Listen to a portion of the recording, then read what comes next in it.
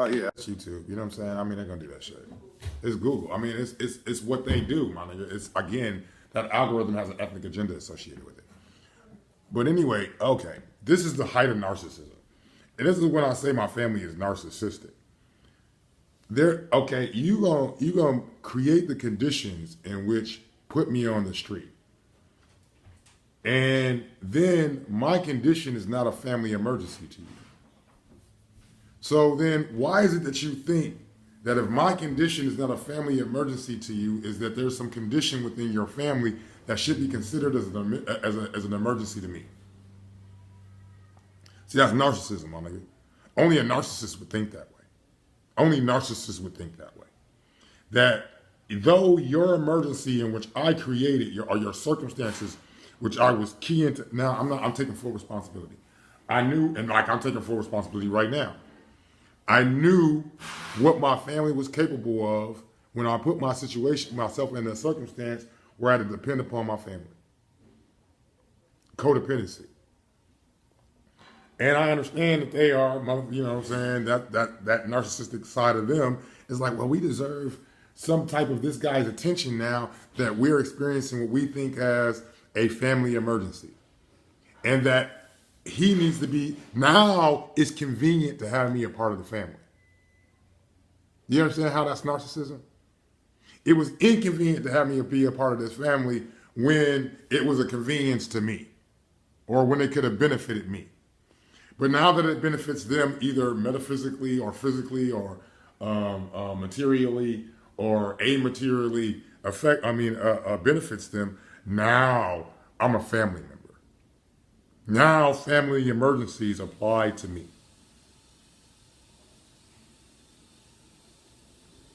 And I'm just like, what kind of like sickness does that, you know what I'm saying? It's like, wow, bro, you actually really think that you have the right, because you're a narcissist, to even have a conversation with me. Brian will see me in the street. Brian until we got the place. Now, when we were still in the street, Brian saw me in the street, wanted to have a communication with me and, you know, narcissistically glow. Now, it's like he don't even want to communicate, but eventually he had to reach out with this desperation in order to draw me back into, you know what I'm saying, this family fold. I knew it's always Brian. You know what I'm saying? Brian is always the liaison flying monkey. That part. Brian is always the liaison flying monkey. Brian is always the one that's coming with this either with this family dilemma or emergency or problem in which has to be shared with me. Brian is Carol's flying monkey liaison. Head liaison. Numero uno flying fucking monkey is Brian. Brian runs the flying monkeys for Carol. He was built for it. That's why him and Arnold, that's why him and Matthew, that's why him and Thomas got along so fucking well. Because Brian was the motherfucking lead flying monkey. Slash frenemy. Brian is my first and foremost frenemy. Created by my first and by the proto fucking frenemy, my mother. And Brian was meant to oversee all other frenemies. And to make sure or make certain that a deterioration of actual friendships would occur. That's what he's done for the last, you know what I'm saying, 20 years within the fucking hip hop, the LA hip hop scene. And what's the word I'm looking for? Injecting himself into the motherfucking, into my personal circle. And further dismantling friendships that predated him. He's still doing that kind of shit. And then have the gaslighting of his sister, Stephanie, and of her sister, Pam, in order to reinforce his shit. And see, this is what I've been getting, the silent treatment, until the silent treatment don't work no more.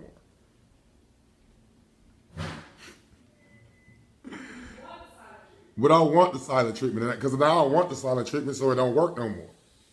So they had to, you know what I'm saying? And this was about fucking 6 days ago, 5 or 6 days ago, that Brian tried to, you know what I'm saying, reach out and establish some type of contact. No, nigga. Keep that same energy, fam. Whatever I did, and I mean, my first post was a little bit angry, and I yelled and I screamed and all that other shit. Because I mean, I have every right to be upset. It's not like I don't have a right to be upset. These people don't fuck the nigga over, like on fucking, you know what I'm saying, a number of occasions, and made it okay to fuck me over.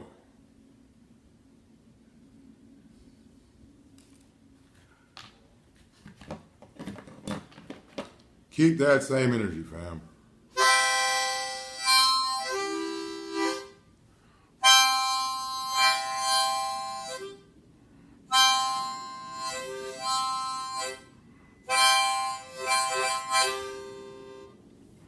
Keep that same energy, fam. I got me fucked up. I no longer want to have anything to do with that fucking family. On any level, with any individual member of that family, it constitutes a relationship with the entire family. I do not want it.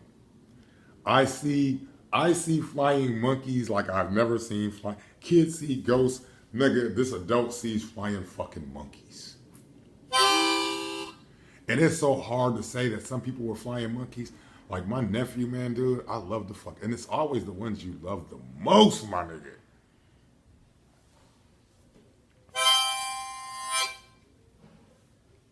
It's always the ones you love the most. The flying monkey blues.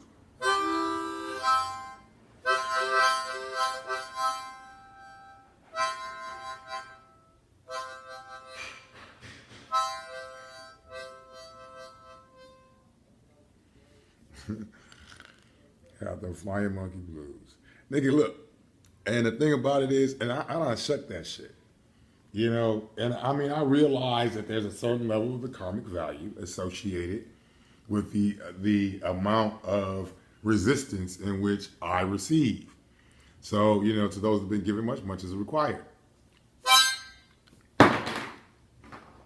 Nigga, I'm a fucking savant. An autistic savant. You know what I'm saying? That's a very, you know what I'm saying? And I'm reading this book right here and realizing it's not just this book. It's a whole bunch of other books that show me that I have all the characteristics of an autistic savant. And that's something you got to gaslight a nigga out of. If you're a narcissist, you're going to want to gaslight the fuck out of a nigga out of that shit. Because you're not going to want him to have, and see, it's that empathy versus that apathy of narcissism. It's that empathy of autism versus that apathy of narcissism. There's a juxtaposition. And I'm not saying that autists or Asperger or people who have the condition of Asperger can't display apathy. I can't say that they can, because for the most part, if you look at the way in which individuals who have the condition of autism or Asperger or some variation respond to outside stimuli, it's very empathetic, to the point that it's sensory overload, and therefore they become, you know, social pariahs, which is what I am. You know, I'm a social pariah, you know, based on the fact that I am a savant. That's why my mother boosts Brian's so intelligent. Alton's just deep. Even though I'm far more intelligent than Brian. You know what I'm saying? Brian knows I'm far more intelligent than Brian. But Carol is gonna, you know what I'm saying, boost the fucking, you know, golden child and gaslight the scapegoat. I mean, the scapegoat. That's what I am, the scapegoat. But I'm goat dynamite now. I'm the greatest of all time when you try to escape. So I'll be that goat.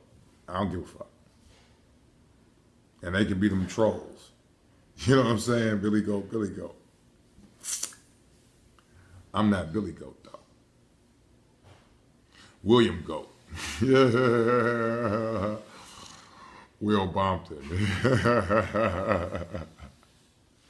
I lost the best of Flanders, man. I lost the best of Flanders.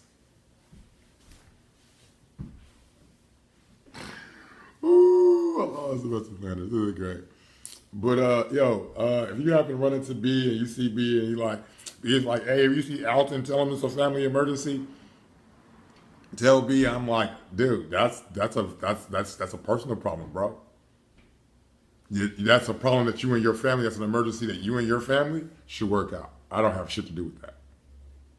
Yeah, we share a last name now until I legally change my last name and change my fight. And I love Alton. I love my name. I really do. And I used to hate my name.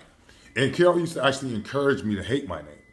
That's the crazy. And I see these, it's so insidious because in relationship to her being my mother, that she knew she had this level of trust just on the fact that, just on the general purpose that she was my mother, and she levied it against me.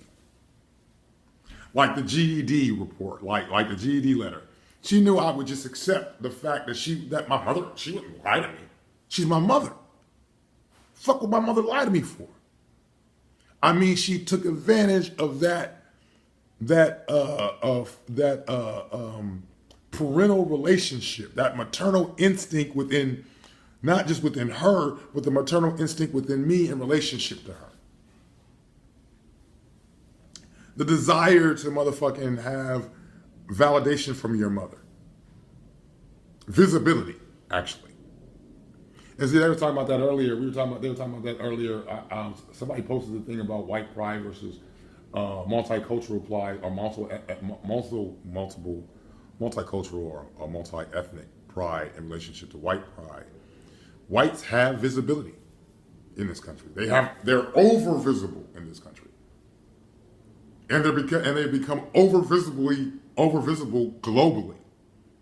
And their over visibility has diminished the visibility of other cultures or ethnicities, to the point that they have to exchange, because all human beings seek fucking visibility. Like the beginning of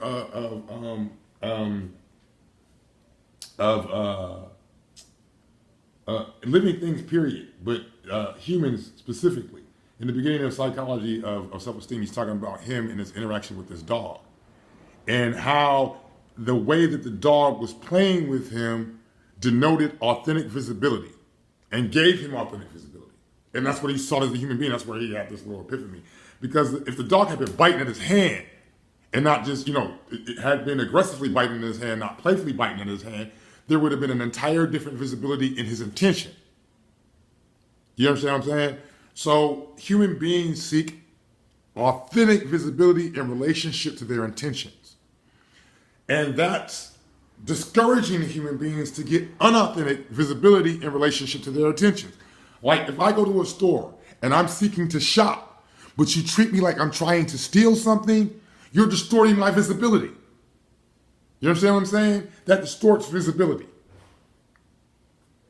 And if you already have a certain level of visibility in relationship to other people in a society, then you have to understand that those people are going to seek visibility over your visibility, or in relationship or equitable to your visibility.